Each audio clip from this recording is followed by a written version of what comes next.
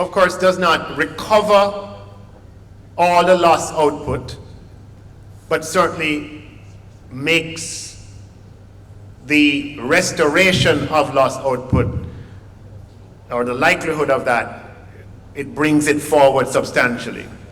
And with a 14% growth in the first quarter, Jamaica is among the leaders in the Caribbean region as far as the strength and the pace and the momentum of our economic recovery. But the best part of Jamaica's economic recovery story, which is just getting going, and no need to be over effusive in our celebrations just yet, but the best part of that story is that the jobs are returning. And the Statin labor market survey that came out last week showed that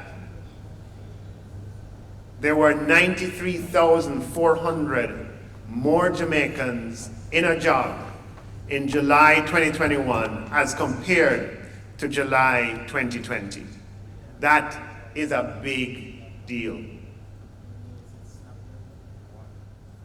We lost approximately 100,000 jobs over 4 years in the global financial crisis, and it took us 10 years to get those jobs back.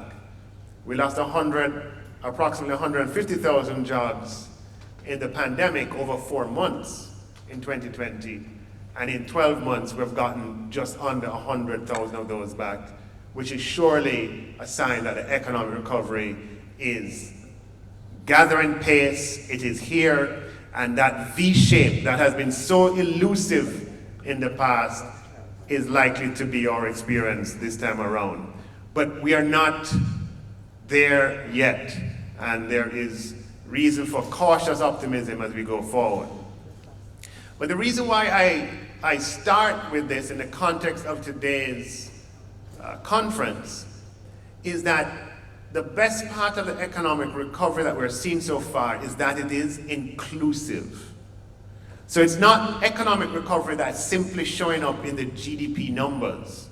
And for those who don't want to believe the GDP numbers, all you have to look at is the government revenue numbers, and you'll see the huge increase in government revenues year over year. But it's not just showing up in those variables.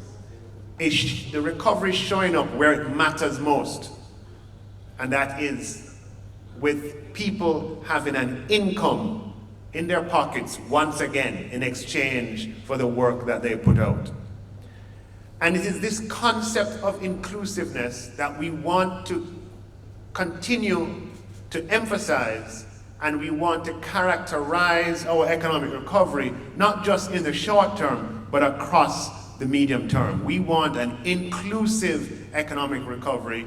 And as a result of that, we will be prioritizing policies that make for a more inclusive economy.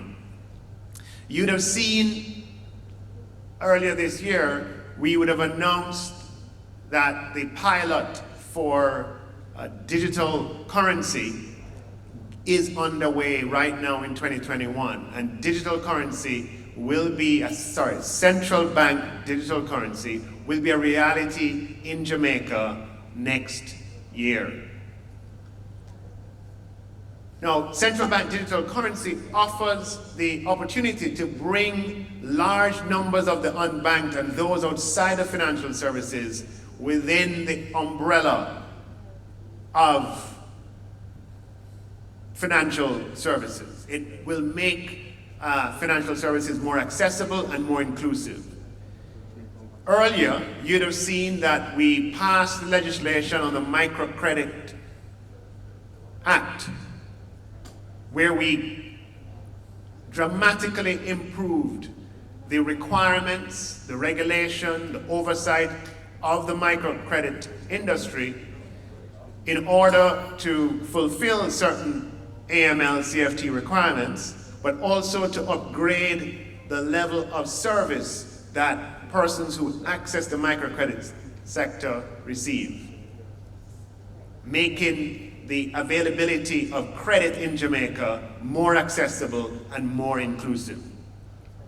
And we propose to do the same thing with insurance.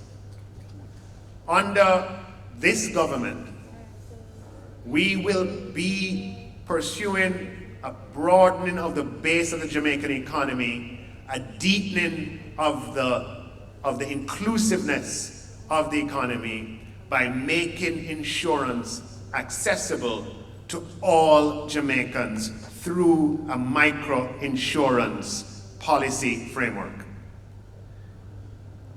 We tend to think that it's only when you get to a certain level of income and formality that insurance is a product that you want or desire. At the end of the day, what is insurance? Insurance just allows you to provide for known and unknown risks.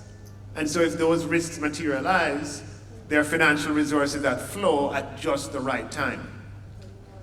Well, that need is not one that is based on your level of income, nor is it one that's based on your level of formality. All Jamaicans could do with some amount of insurance, whether it be on their property and casualty side or on the life side or other forms of insurance.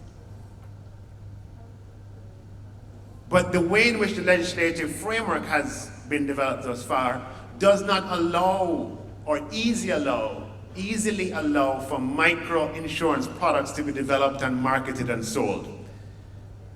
And so we are going to do something about that.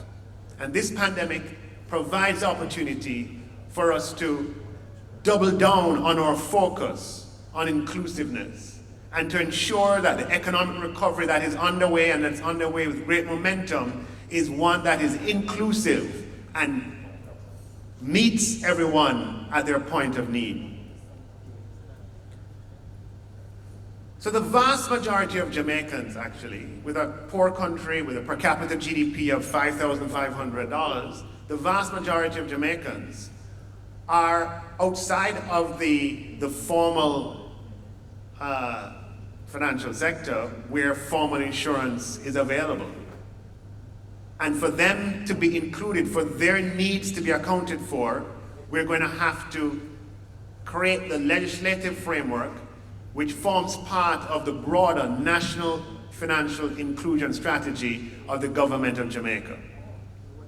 To make insurance available to informal commercial importers, to small enterprises and small firms, to persons on the lower end of the income scale, it will be necessary for risks to be pooled so that the insurance product can be affordable.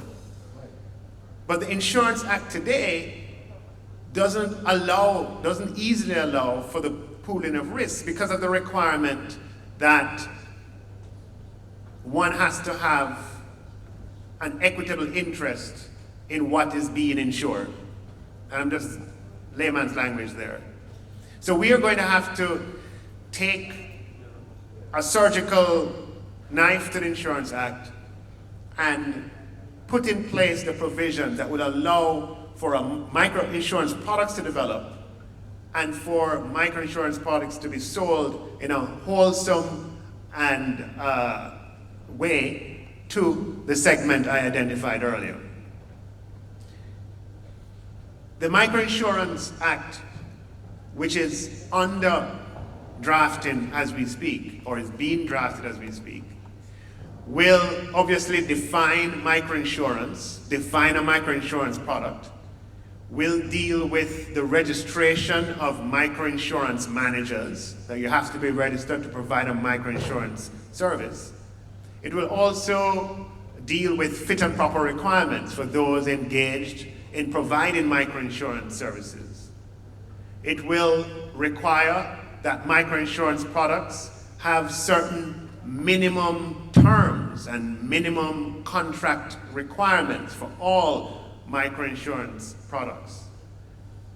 It will, very importantly, require that microinsurance products it will define the term of microinsurance products, and the term will be for a maximum of 1 year, though obviously it can be renewed.